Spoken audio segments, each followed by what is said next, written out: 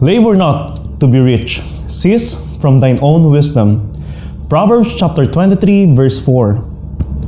Why do you want to be rich? I've heard some motivational line that says, it is not sin to be born poor, but to die poor. People want to be rich because they plans to prepare for their future. Or some are curious about what wealthy people feels like. Probably some have the desires to help others in need. These thoughts were also written in Proverbs chapter 23 verse 5. The Bible says, wilt thou set thine eyes upon that which is not? For riches certainly make themselves wings. They fly away as an eagle toward heaven. Our verse for the day reminds us not to exhaust ourselves in gaining more possessions. The Bible warns us that hasting to have more will make you have an evil eye. Proverbs chapter 28 verse 22 says, he that hasteth to be rich hath an evil eye, and considereth not that poverty shall come upon him. Do you remember that there are times that you've cheated other people for the desires to get more? Proverbs chapter 22 verse 16, the Bible says, he that oppresseth the poor to increase his riches, and he that giveth to the rich shall surely come to want. The Bible teaches us three biblical truths about worldly riches. First, riches is not valuable in God's wrath. Proverbs chapter 11 verse 4, the Bible says, riches profit not in the day of wrath, but righteousness delivereth from death. Second, riches is not trustable in man's life.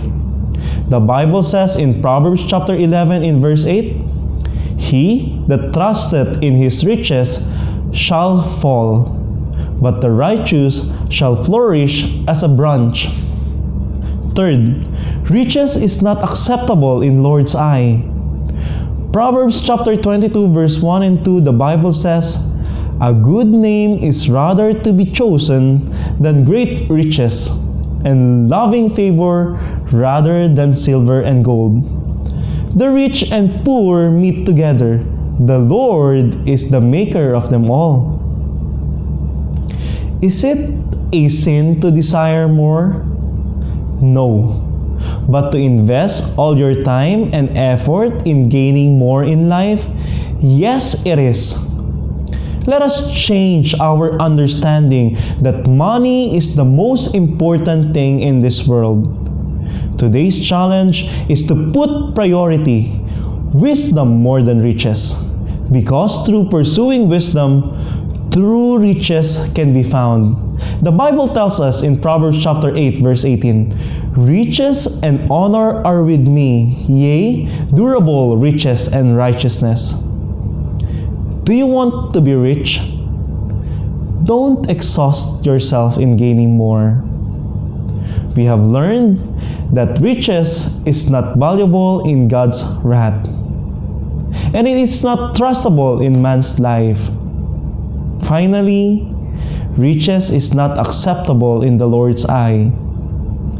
Pursue wisdom above all, and let it be the beginning of your journey to true riches.